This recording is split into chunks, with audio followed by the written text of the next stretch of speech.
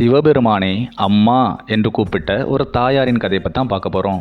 இவங்க காரைக்காலில் பிறந்ததுனாலையும் இவங்கள சிவனே அம்மா என்று கூப்பிட்டதுனாலையும் காலப்போக்கில் இவங்களை எல்லாரும் காரைக்கால் அம்மையார்னு கூப்பிட ஆரம்பிச்சிட்டாங்க.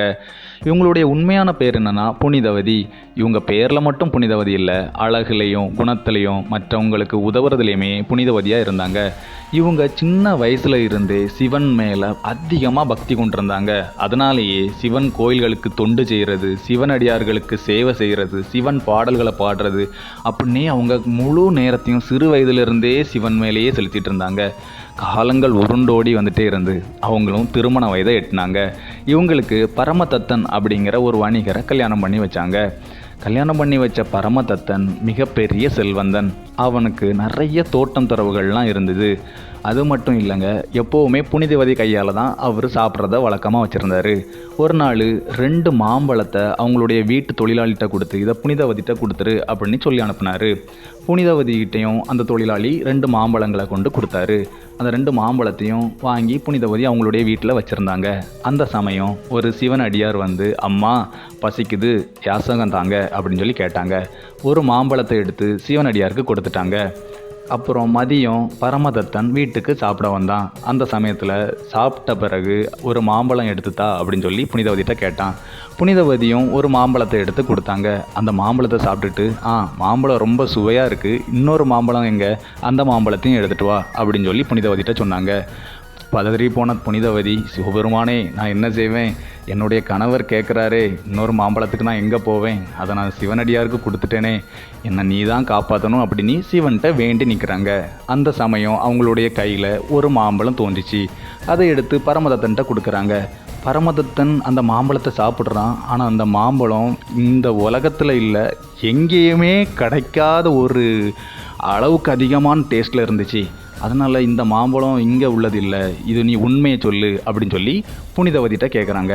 புனிதவதி என்ன சொல்கிறாங்கன்னா, ஆமாங்க, இப்படி சிவனடியார் வந்தாங்க, அவங்களுக்கு ஒரு மாம்பழத்தை கொடுத்துட்டேன், அதனால் நீங்கள் திருப்பி கேட்கும்போது உங்களுக்கு இல்லைன்னு சொல்ல எனக்கு மனம் வரல, நான் அதனால் வேண்டி நின்னேன், சிவபெருமானே எனக்கு தந்த மாம்பழத்தை தான் நான் உங்கள்கிட்ட தந்தேன், அதனால தான் அது இந்த டேஸ்ட்டாக இருக்குது அப்படின்னு சொல்லி சொன்னாங்க. இதை கேட்ட பரமதத்தன் உறைஞ்சி போய் புனிதவதி தாயாரை பார்க்குறான். புனிதவதி தாயாரை பார்த்தா அவனுக்கு தெய்வம் மாதிரியே காட்சி அளிக்கிறாங்க. ஏன்னா ஒரு சாதாரண பெண் கேட்டால் சிவபெருமான் மாம்பழம் கொடுத்துருவாரா என்ன? அப்படிலாம் இல்லை. அப்படின்னா இவங்க சாதாரண பெண் இல்லை, தெய்வ பெண் அப்படின்னு சிந்திக்கிறான். தெய்வமாகவே பார்க்குறான். அப்படியே புனிதவதி தாயார் காலில் விழுந்து வணங்கிட்டு வீட்டை விட்டு வெளியே போகிறான். வீட்டை விட்டு வெளியே போனவன் வீடு திரும்பவே இல்லை. புனிதவதி தாயார் கொஞ்சம் கவலையாகிறாங்க. கொஞ்ச நாட்கள் உருண்டு ஓடுது. அப்புறம் ஒரு சிவன் கோயிலில் வச்சு பரமதத்தனை பார்க்குறாங்க. பரமதத்தனை பார்க்கும்போது அவன் இன்னொரு மனைவியுடன் வந்து புனிதவதி தாயார்க்க காலில் விழுந்து வணங்குறான். அம்மா, உங்களுடன் இனிமேல் நான் வாழ முடியாது, உங்களை பார்க்குறதுக்கு எனக்கு தெய்வமாக தான் தெரியுதே தவிர என்னுடைய மனைவியாக ஏற்றுக்கொள்ள என்னுடைய மனசில் இடம் இல்லை அப்படின்னு புனிதவதி தாயார்கிட்ட சொல்கிறான். இதை கேட்ட புனிதவதி தாயார் அப்படியே கண் கலங்கியபடி திருப்பியும் சிவதொண்டிலே ஈடுபடுறாங்க. அப்புறம் அளவுக்கு அதிகமாக சிவன் மேலே பற்று வந்து சிவன்கிட்ட ஒரு வரம் கேட்குறாங்க. ஐயா, எனக்கு இந்த அழகிய உடல் வேண்டாம், எனக்கு பேய் உடல் வேணும் அப்படின்னு சொல்லி கேட்குறாங்க. அவங்க சிவபெருமானும் உடல் எடுக்கிறாங்க. திரு கைலாயத்தை நோக்கி பயணிக்கிறாங்க. திரு கைலாய மலை அடைஞ்ச உடனே இந்த மலை அப்போ இருக்கக்கூடிய மலை, இதை எப்படி நம்ம காலால் மிதித்து போடுறது அப்படின்னு சொல்லி அவங்களுடைய கையாலையும் தலையாலையுமே அந்த மலையை ஏறுறாங்க. அப்படி ஏறும்போது சிவபெருமான் அம்மையே அப்படின்னு கூப்பிட்டு அந்த அம்மாவை நிறுத்தி ஆனந்த தாண்டவ தரிசனத்தையும் கொடுக்குறாரு. அத்தகைய அம்மாவுக்கு பாதத்தில் விழுந்து வணங்குவோம், திருவடியில் சரணமடைவோம். தாயே போற்றி. ஓம் நமச்சிவாய. ஓடி ஓடி ஓடி உட்கலந்த ஜோதியை நாடி நாடி நாடி நாடி நாட்கள்